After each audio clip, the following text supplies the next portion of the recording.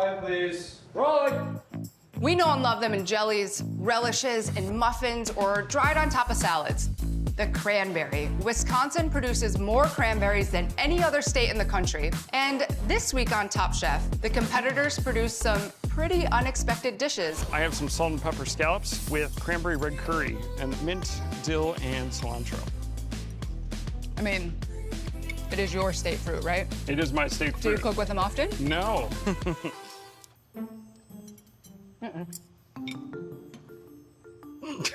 Sorry. I was like, what'd I do? I was just talking to myself. Okay. I did kind of a play on fried chicken and waffles. On the bottom is a cranberry sauce. Thank you. I don't know. But why is the humble cranberry always relegated to the holiday table? Today, I'm joined by season 12 winner Mei Lin to find out what else you can do with cranberries. This is The Dish with Kish. Mei Lin. Hi. You are welcome to my fake kitchen, but you've actually been in my real home and my real kitchen, and we've actually cooked together, and it's like one of my favorite things. Thank you for being here. Thank you for having me. The cranberry is an interesting little thing. It's something I think we're all really familiar with, but it's always used in the same applications over and over and over again. Cranberries, to me, they're a little tannic. They're Yes. super tart, so it definitely has to be manipulated. We told the chefs they can't do certain things that we're used to seeing. They did a really nice job. There was one that was just thinly shaved raw cranberry. Oh, wow. On top of beautiful poached fish. And he did this cranberry beurre blanc, and like, Interesting. It was beautiful. That's definitely not a direction that I would go in, which is what's interesting because you have that same ingredient, but everybody utilizes it in a different way. Yeah. What else other than the cranberry relish or like the cranberry jelly at Thanksgiving would you use cranberries for? I'm gonna actually make a cranberry boshi. If you're familiar with umeboshi, it's gonna resemble umeboshi a lot. Preserved pickled plum. Yeah, but I'm gonna actually do that with the cranberry. It's still very sour, so you're salting it, you're actually preserving it and letting it sit in that salt. And once it's softened, you let it dry. But you can do this in a Top Chef challenge time frame. You can definitely manipulate it. Okay, to be what it is. that process. Okay. Yeah, let's get started. All right, so we have some salts, some shiso. We have some cranberries here. Did you grow up with cranberry jelly from a can? I like just eating it. I love it too. Okay. So May and I, we're both from Michigan. It's a very Midwestern thing to have like a can of cranberry jelly at the Thanksgiving table. Cut up with like a butter knife. Oh yeah, where you cut it kind of like every fourth rung from the aluminum can. Just kind of cut straight down. It's fantastic, honestly. So here is the shiso salt. So we're just gonna sprinkle some of that in. Some salt. We definitely wanted to ferment. So we're just gonna add this into the bag and we're gonna cryo vac this. And if you don't have a cryo vac, that's fine. You can do it in a Ziploc bag. You just wanna suck that air out. I'm in heels, May. I don't know I love where that. heels. Where can we find that? Where's a cryo vac machine? Hi. Oh, great. There you go. Oh, fancy. So taking the air out, compressing it, speeds up the process and kind of mimics this idea of preservation, if you will. So you can do it in the Ziploc bag and squeeze out all the air, but it will probably take a little bit more time to get it to where you want it. Typically, you want to let it sit for at least 15 minutes until it breaks down. Yeah, here we have it. So you can actually even kind of bruise that process to just let all of that salt penetrate the cranberry, which is not really a berry. Not really a berry. Yeah. What technically is it? That's a good question. What technically is it? Can you Google that stuff? I'm on it. Okay, thanks. So what are we doing? So the dish is a raw crudo. Okay. I'm gonna make a cure with some salt and some citrus, just to kind of go with the theme of the dish. What's that? Thank you. Cheers, I'm glad to see you. Delicious. So we are using hamachi. I've told you this a gajillion times. If all the winners got together. Oh no. Every time we DM and send cute puppy videos back and forth to each other, I'm like, you would win. You would win out of all the winners. I mean. No.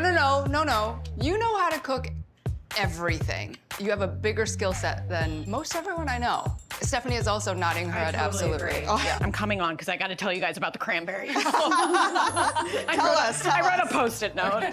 So the Cranberry is part of the evergreen dwarf shrub. It is related to the blueberry and the huckleberry. Oh. Is that right? But you really can cook everything, and it is kind of insane to be around. Yeah, it is. And you have that skill set, but also this competitive. Don't we all have that, though? No, you have it in such a focused, like, terrifying, intimidating way that I'd even be scared to be cooking against you. I would, and it's scary. And I'm like, but that's my friend, but I'm also scared of her at the same time. You're just really good. You're really good. Exceptional. I have some cure that consists of some citrus zest, lime, Meyer lemon, and orange zest with 2 to 1 salt to sugar. The reason why I like to cure fish like this is because 1, it seasons the fish, and 2, it really firms up the fish. Right. It dehydrates the surface. Yep. So I'm literally crusting the outside of the fish. That smells so good. I love citrus zest. It's just perfect. Did you thrive in quick fires? No. Oh. I was like the worst at quick fires. The chowder's not exactly where I want it to be in terms of flavor. May, I thought your chowder was under seasoned. If I had to make a name for this dish, it'd probably be barfarama. There's not much of a broth. No, it's just more of a sauce. Thank you. I won't be winning my first quick fire. Honestly, it was not my forte. What did you have a hard time with? The nerves get to you. You trip yourself up a little bit. Yeah. Okay, tell me everything that's going in here. So I'm literally just making the ponzu, and the ponzu really just consists of a lot of aromatic ingredients that are going to season the cranberry juice. I know your season was in Boston. Yeah. And Massachusetts in general is known for cranberries. Did you ever have a cranberry challenge? We did. We had to run through a bog. I made like a sweet and sour pork, which is great because cranberries are sour. Yep. Just gonna give it a little taste just to make sure it's on the right track. Okay, we're gonna add a little bit more mirin for sweetness because that cranberry juice is actually not very sweet. How long do you want to let this sit for? 15 minutes? About 15 minutes. I think while we're waiting, we have Lauren, who is supervising culinary producer. Come on in. Hi. Welcome. Thank you for having me. Welcome to the kitchen you just built. dropped this off. So we both understand the amount of effort it takes in sourcing products, making sure everything is like ready to go for the chefs. Where does that process even, like where do you even start? My boss on the show, Jamie Lauren, also a former contestant, she builds a pantry list of hundreds of items, and we just start ordering food. In addition to that, there are the chef's specialty ingredients that you guys can have in your bins. You're allowed 10. After the cranberry quickfire challenge, we did indigenous challenge. How was it sourcing all of those ingredients? We worked with chefs Elena Terry and Sean Sherman to make sure we were representing the food of that cuisine accurately. Growing up on Pine Ridge Reservation in South Dakota, I realized the complete absence of indigenous anything in the culinary world. So it sent me on a path to understand the food of my ancestors by cutting out colonial ingredients to really bring indigenous foods to the forefront. It's amazing.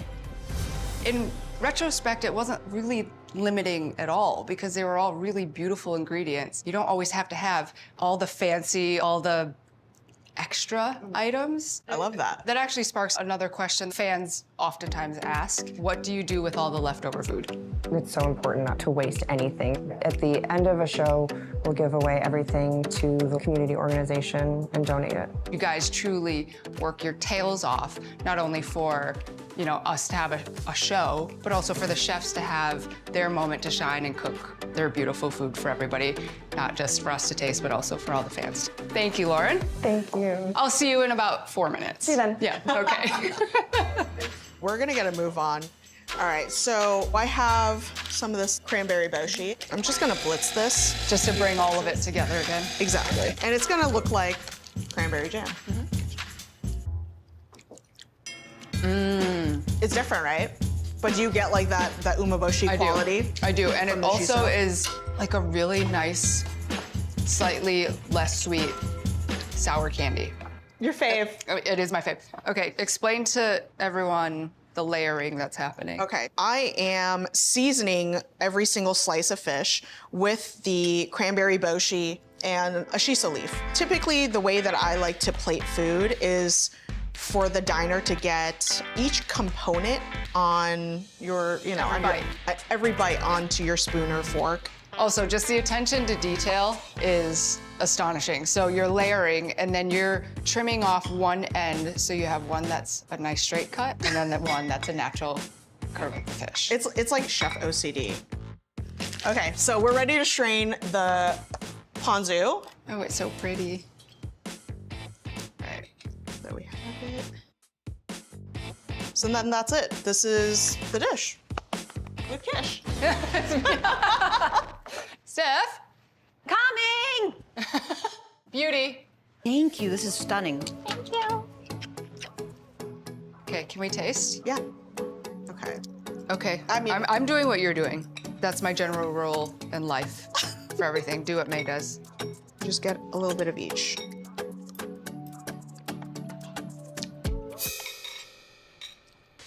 That's it. Simple. No notes. So good. That broth is so delicious. But you have like the acid portion in the cranberry and those little pops of just like the cranberry boshi. Really, really nice. I can confidently say I've never had a dish like this before. A lot of times when you do like a crudo, it can get buried with a lot of different extra things that it doesn't need. Everything in this bowl is necessary for the success of the dish. It's beautiful. Join me next week when Gregory Gourdet and I get into some hot water. And remember, not a berry. Cut. Moving on.